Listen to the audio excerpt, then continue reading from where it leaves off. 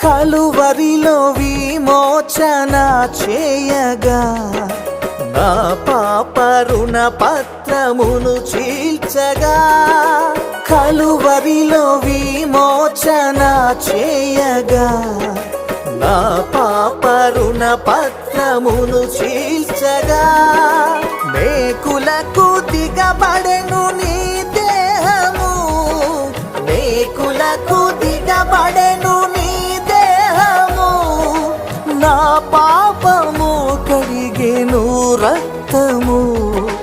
నా పాపము కడిగెను రక్తము